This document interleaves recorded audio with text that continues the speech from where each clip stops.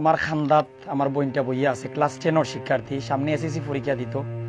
বাবাই চিন্তা কররা মেয়েরে লইয়া, কিন্তু মেয়ে জানে না তার কিতা হইছে। এ সেলি লুবাস আমার লাইফে আমি পয়লা শুনছি। ডাক্তারে জানাইছেন 4 বছর ওষুধ খাওয়াইতে হইব। 4 বছর ওষুধের বিল প্রায় 16 লক্ষ টাকার মতন হইব।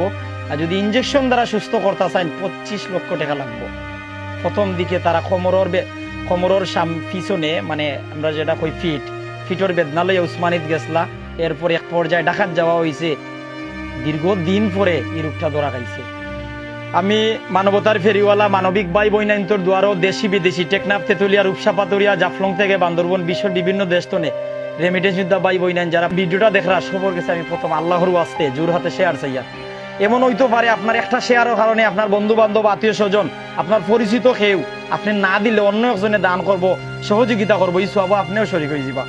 যে ভাই ইন্তর, যে বইনাইন্তর আছে যারা দিন শেষে, মাস শেষে 1000 টাকা গণন, লক্ষ টাকা গণন, আপনার গেছে কি তা একজন মুসলমান বোন হিসাবে, মানুষের জন্য, জীবনের জন্য আমরা এক মুসলমান আর এক মুসলমানের ভাই, এক মুসলমান আর এক মুসলমানের বোন।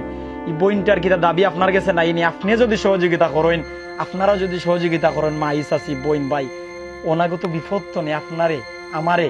আল্লাহ আমরা আত্মীয় স্বজন বাঁচাইবা। আমি নিজে শরীক থাকবো, যাও পারি আপনারাও শরীক থাকবা।